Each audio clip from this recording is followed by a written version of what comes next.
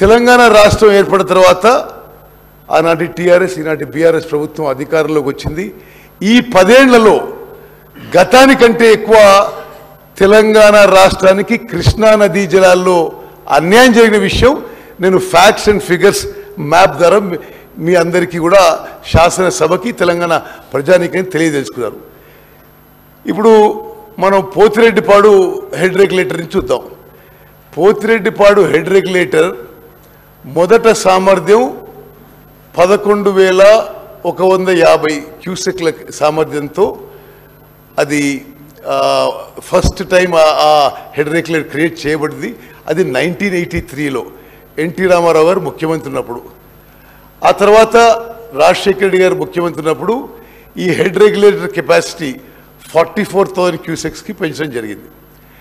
కానీ 44,000 cusecs Srisailam at 840 లెవెల్లో. 2020లో ఈ పోతిరెడ్డిపాడు హెడ్ రెగ్యులేటరు 44,000 క్యూసెక్ల నుంచి 92,500 క్యూసెక్స్ వరకు పెంచడం జరిగింది.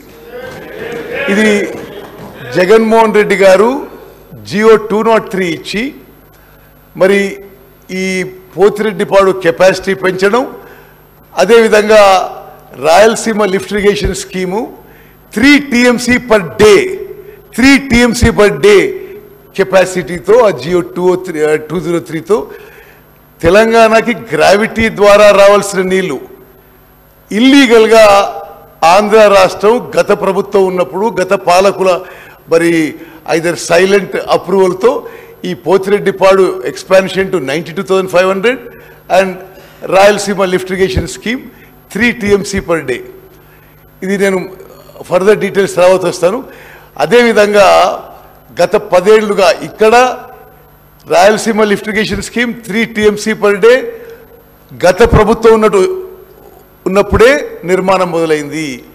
అదేవిధంగా ఈ 92,500 క్యూసెక్స్కి సామర్థ్యం పెంచడం కూడా గత ప్రభుత్వం ఉన్నప్పుడే జరిగింది. అదేవిధంగా మూచిపరి దగ్గర అక్కడ గత ప్రభుత్వం ఉన్నప్పుడు మూచిపరి దగ్గర 6,500కి కెపాసిటీ పెంచారు. మరి కేసీ కెనాల్కి మరో 1000 క్యూసెక్ తీసుకుపోవడం. అదేవిధంగా మల్యాల దగ్గర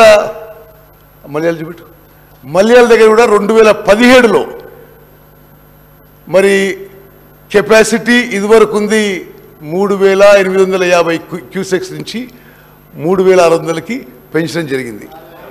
6,300కి పెంచడం జరిగింది.